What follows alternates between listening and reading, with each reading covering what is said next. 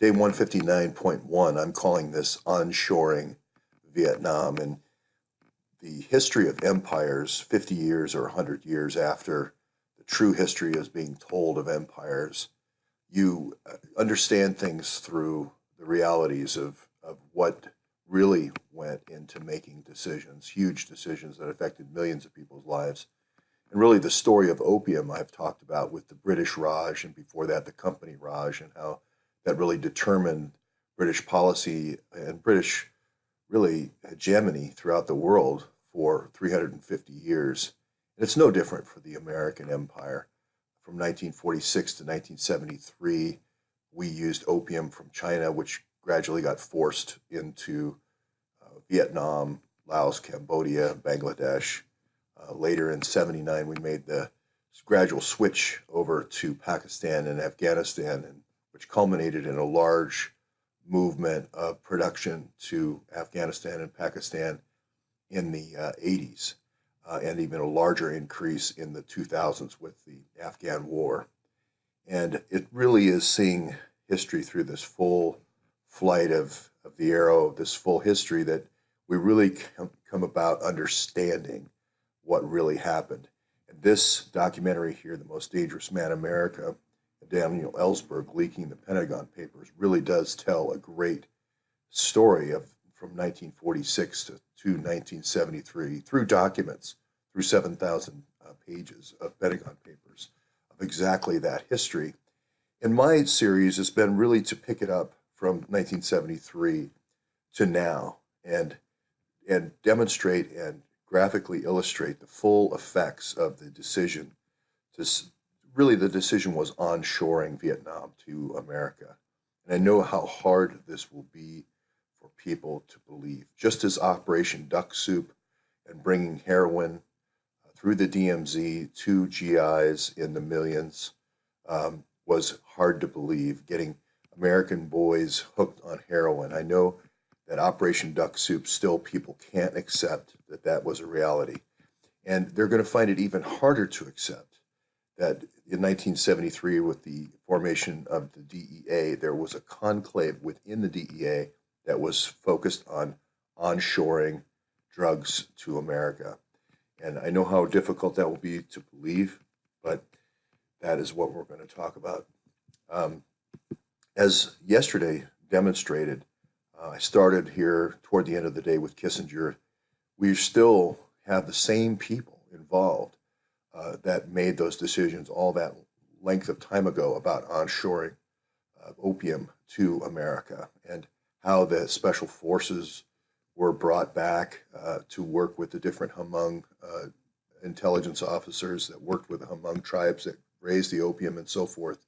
And this whole series really is this one man from 1973 entering Vietnam to right now, still having an effect on America through all sorts of proxies, through Russian proxies, through Pakistani proxies, through all kinds of constructs like the SES, like the CIA, and so forth, and even the FBI, and even fake news.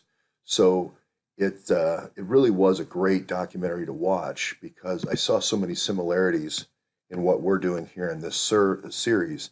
The big difference being Daniel Ellsberg dumping all 7,000 documents at once, and our series is more 1 or 2 or 3 pages a day, and where we're more inducing what is in the documents, and then people are gradually leaking and proving that we are correct. So I'm going to play it here, and I talked about Henry Kissinger first being given classified documents by Daniel Ellsberg, and I'll play that clip of right here. Opportunity to tell him something that I'd long thought of telling somebody who was about to enter the world of really high secrecy. And I said, Henry, you're about to get a lot of clearances higher than top secret that you did not know existed. That's going to have a sequence of effects on you. First, a great exhilaration that you're getting all this amazing information that you didn't know even existed. And the next phase is you'll feel like a fool for not having known of any of this. But that won't last long.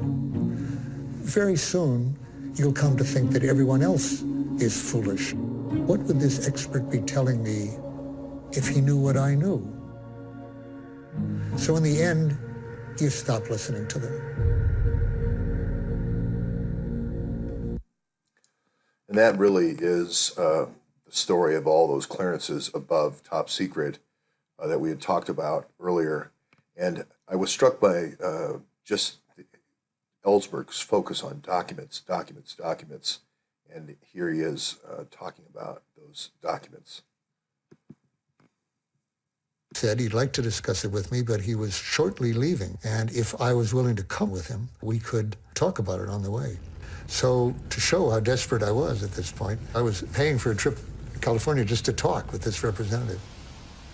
And he had a passion about him, an intensity, I guess is the best way I'd describe him. He didn't smile much. He was deadly serious, wanting me to understand these documents. I thought then, and I think more now than before, that documents had a power to be taken seriously and to attract attention that nothing else did.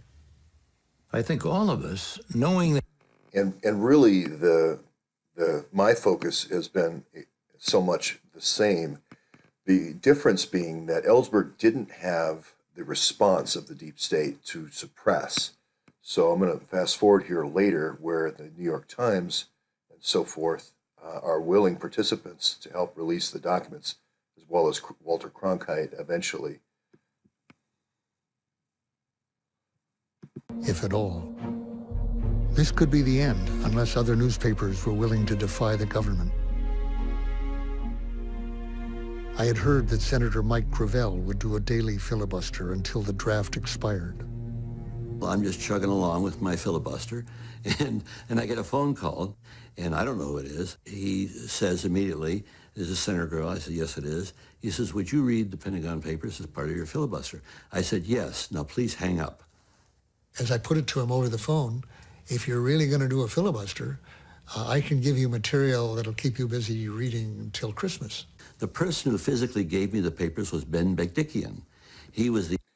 And so then the heroes were the Washington Post. The New York Times first printed it, but then as the Pentagon Papers broke, Walter Cronkite finally interviews Ellsberg, and then a slew of papers then follow. And then it became too big of a story to cap. And I know, again, how difficult this is for people to believe, but the same thing is going to happen in our case.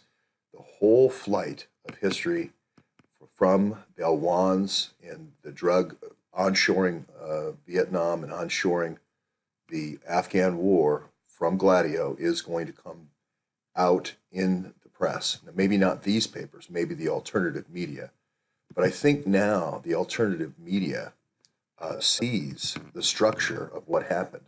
They see Kissinger's act. They see the people that were involved in Gladio. I'm not saying Steve Pachenik was involved in Gladio in Italy, but they see the Navy intelligence fingers in this, the machinations and so forth. They see how the intel agencies were infiltrated, and Brennan being brought into Afghanistan in the drug business in the 70s and then brought up in the 80s. And they now see how really McCabe and these minions are really children of Brennan. They're his pride and joy, not so much Comey, but certainly Andrew McCabe is certainly a part of that. They see the intermediaries that were used between Kislyak and, let's say, Clinton and so forth. They see how the Awans fit into this piece. They see how the fake news fits into this. And now, once the alternative media sees this, it'll become more obvious every day. New documents will come every day. For primarily, I thought at the beginning that people would willingly come forward and leak information, sort of leaking 1 or 2 Pentagon paper pages a day. But that's been the opposite. It's actually been true. People don't want to go to jail for someone else. They don't want to go to jail for somebody else's misguided policy decisions. They don't want to go to jail for someone who was brought in to do influence campaigns and infiltrate the United States intel agencies, all the intel agencies, as well as the FBI and the SES. They don't want to go to jail for these people.